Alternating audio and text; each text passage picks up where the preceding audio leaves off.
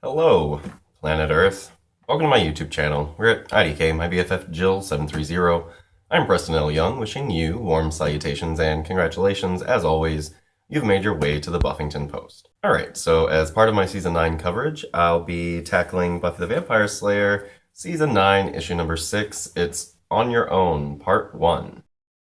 Oh, so this is a really heavy issue for Buffy. I really like it. It's really tough to get through, but here's what's going on. So, Fallout for Magic's been all crazy. We got the zombie epidemic because vampires aren't mystically connected to their vampire predecessors, so they just cut out all mindless and rah. Dawn and Xander are all shacked up together, living in San Francisco in the same apartment. Buffy has just moved in with these roommates, and they are planning to probably kick her out because they found out that she's a vampire slayer, and there's still all of this Slayers are scary stuff backlash from Season 8. So then you've got Willow, who just jaunted off with the broken pieces of the scythe, and she's gone to try and fix magic, whatever. And then we've got Spike, who's just kind of hanging out in San Francisco. But none of that's really important because, hey, Buffy's pregnant. What the fuck? And we don't know who the father is. So here we go. It's Buffy the Vampire Slayer, Season 9, Issue number 6, On Your Own, Part 1.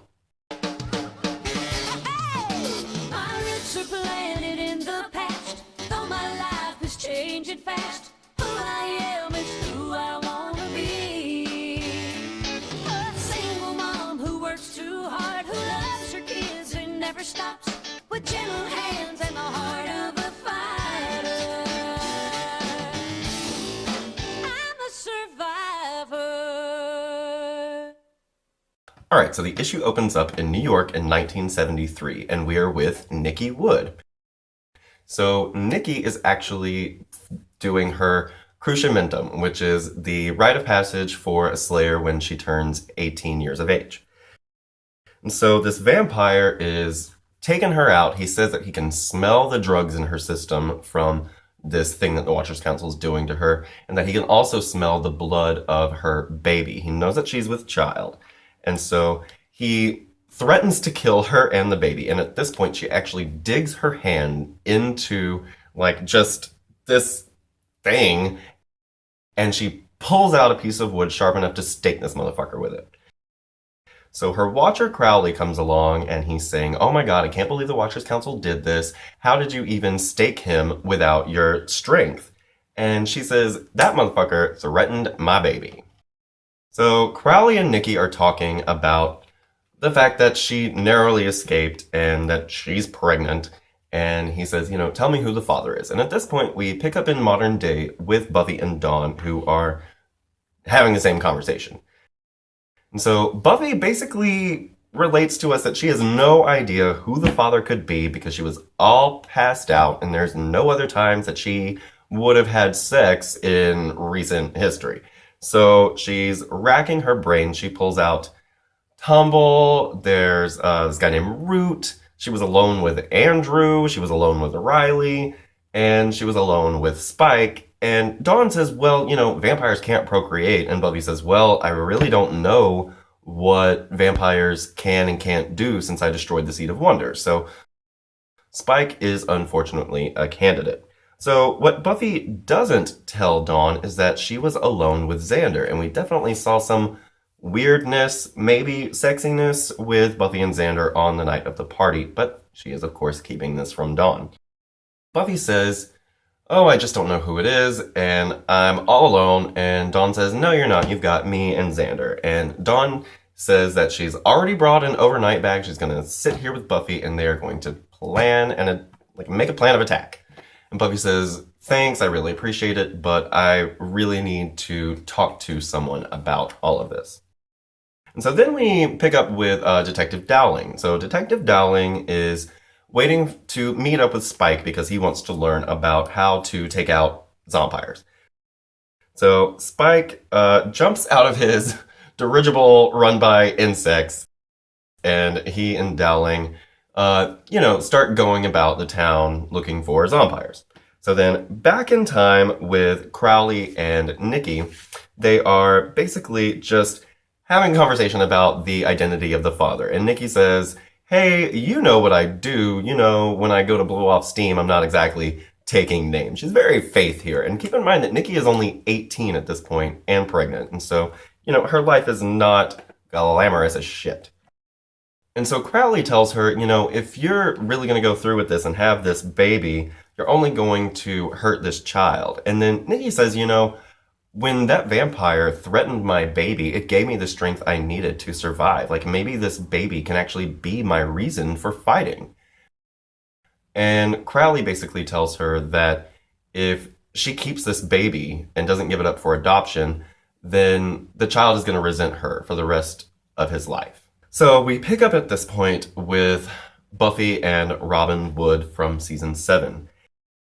And I have to say that Andrew Chambliss really, really captures Robin's voice. D.B. Woodside has a very distinctive voice. He's got a very distinctive presence. But here, the writing for the Robin character, it really comes across. And I can hear Robin in my head, which is great, great writing. Way to go. So Buffy and Robin are talking about the fact that he's pretty much the only child of a Slayer there is, and she wants to know what that was like for him growing up. And he says, I learned about demons and vampires and all this crazy stuff, like before I was potty trained.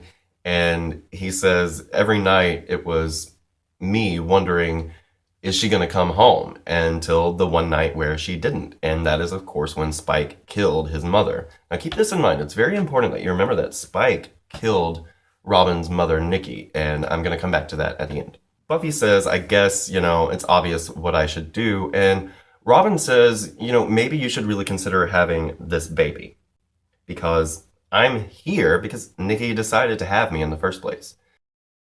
So then, back with Nikki, she's fighting off like a pack of vampires, and she's taking care of them, but then they kind of get at her. So then Crowley, her watcher, shows up and stakes some vampires. So then Nikki says, hey, when did you start carrying a stake around? And he says, look, you're not the only one who can put a stake through a vampire, and I'm going to keep helping you out until you're done, like being pregnant. And then once you give the baby away, we're going to, put you back in and it'll all be fine. But in the meantime, I want you to be taking it easy. So with Dowling and Spike, we see that Spike is having to wear like a bulletproof vest as he goes on this ride along with Dowling, which is dumb, Spike says, because he's dead already, right?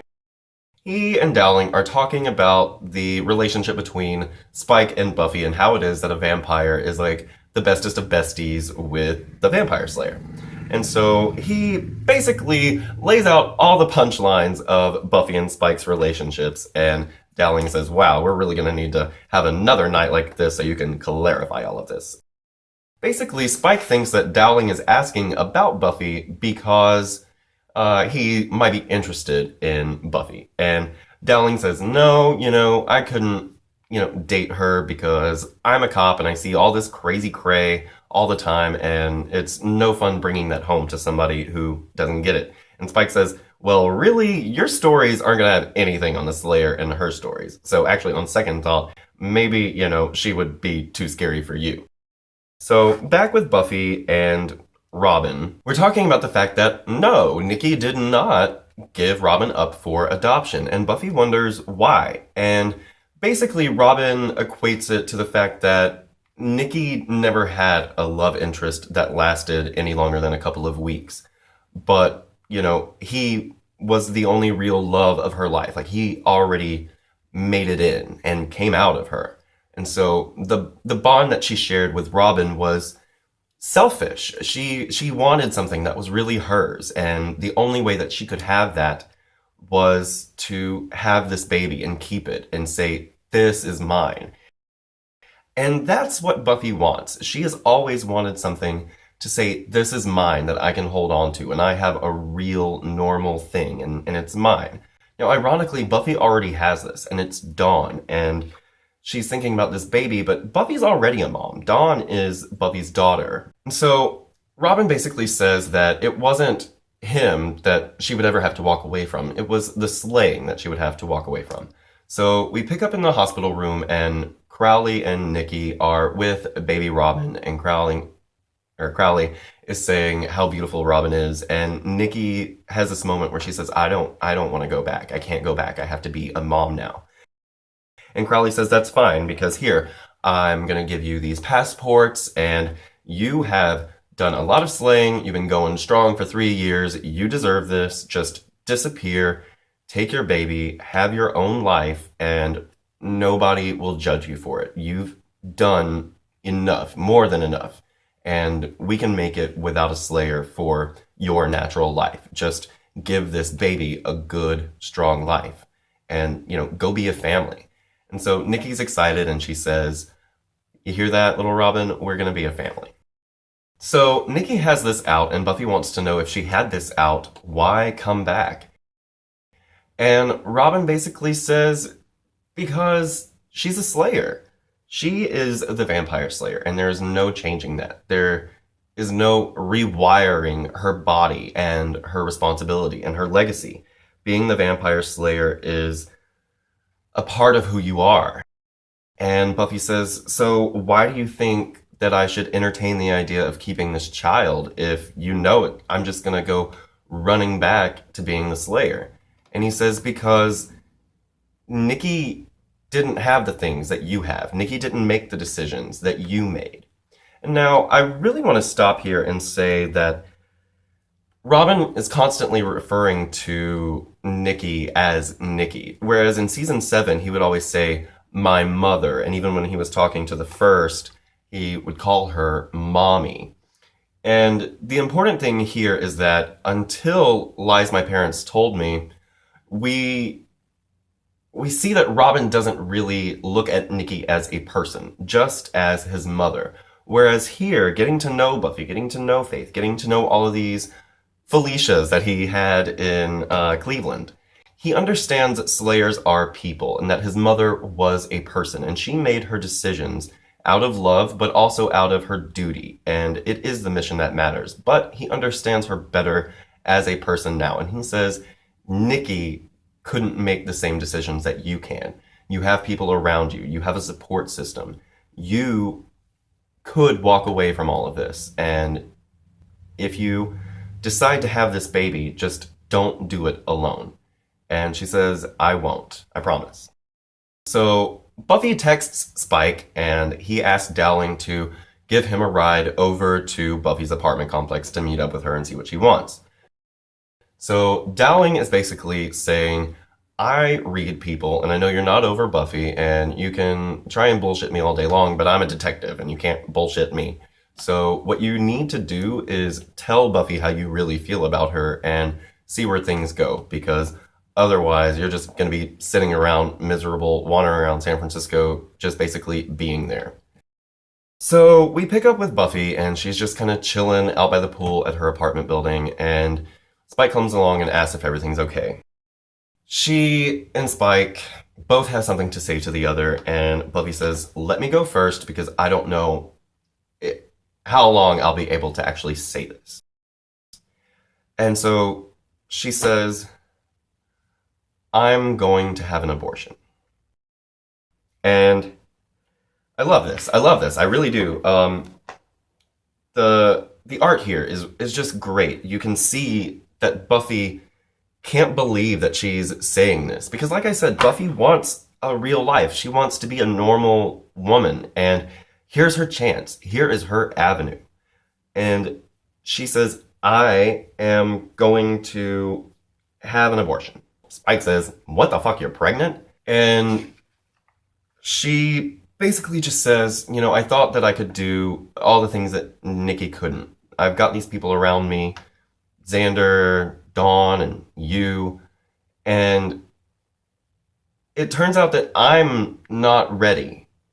I'm not ready for this. I was all prepared to call you and ask you to run away with me, to raise this baby with me, but the fact of the matter is, I can barely hold a job. I can't even figure out who the father of this child is, and my life is just fucked up right now. It's not the slaying, it's me." And so she asks Spike if he will come with her to go and have this abortion, and he says, yes, of course he will. And that's where we end the issue. So Buffy has decided that she is in no position to be a parent. And it's, like I said, it's not because she's the slayer. It's because her life is fucked up right now. And what kind of person would she be if she not only brought a child into this world and died at the age of 26 when her baby is like 3 years old? Like, what kind of life is she really giving that child? And look at Robin. He's still all up in this fight. He never escaped it. It's a death sentence. This fight is probably going to kill Robin. So I really like this issue, and I love it for the reasons that you should love it, which is this is not an easy decision for Buffy to make. And I like that she did entertain the idea of just running away with Spike, but that's not going to solve her problems. That's not going to make her a better person. What she needs to do is figure out what the hell it is that she can and is going to do. And when this first came about, I was 22, 23, and I was just like, Buffy, what are you doing? Like, why are you going to go just have this abortion? This is what you want. But you don't get what you want in the Buffyverse, and Buffy never really gets what she wants. And this may seem like her out, but there is never going to be an out for her. She is the vampire slayer, and more than that, she's Buffy, and something's just not right with her. The fairy girl told her, you are not a girl anymore, and that's the truth of the matter. Buffy's not a girl anymore, and she's growing up, and she's having to decide where her life will really, really go from here. And so I really like this issue. What I was going to say about it being so important that Spike is the one who kills Nikki is that here's Spike, and he ruined Robin's life in some sense. I mean, Nikki could have given him up for adoption, but that's beside the point. And to have Spike go from being the thing that, ruins children to having him be the one that Buffy says, no, I want you to help me raise this child. It's profound, and it's really a credit to Spike's character. And like I said, I really like the art in this issue. Georges Genti, he does seem to be more cartoony than, maybe necessary in the Buffyverse, but every frame, you can see in Buffy's eyes the weight of the decision that's going on here. Everything from her conversations with Dawn to her conversations with Robin, and then at the end with Spike. And I love that Spike is crying right along with Buffy. This is a very, very heavy, emotional moment for everyone involved here. It's lovely to see Robin again. I like that he's around to give Buffy some insight. Not advice, but insight. He's not going to answer this question for her. It's a question that only she can answer. And as far as feminism goes, it's nice to see the Buffy writers say Buffy is making this choice, pro-choice, etc. And I don't know, it's just really lovely to see Buffy go through something so real and kind of traumatic. And the really kind of super sad part about it is Giles is gone. Like, she should be talking to Giles about this. And, when my father died, it was a month to the day after my sister had given birth to my nephew. And so all of these things that she can't ask my father about, being a parent and how to go through, raising a boy and all this good stuff, that's what Buffy's having to go through. And, maybe if Giles were in the picture, she wouldn't have had to make this decision. But it's a decision she made, and we will see exactly how it goes down in On Your Own Part 2. So, I hope you're having a great 2015 so far, everybody. I'm Preston L. Young. You can come right back here to the Buffington Post anytime. I've got Buffy the Vampire Slayer reviews, Angel and Faith reviews, Buffy First discussions on the other Slayers, and more. Have a great day. We'll see you next time. Bye.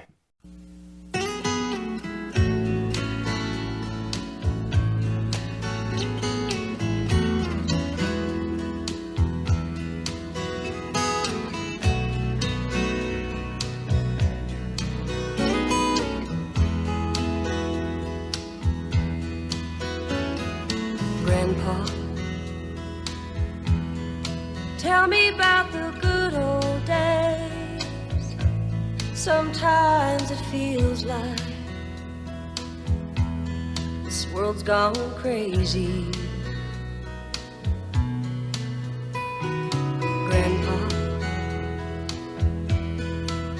me back to yesterday, when the line between right and wrong didn't seem so hazy. Did lovers really fall in love to stay and stand beside each other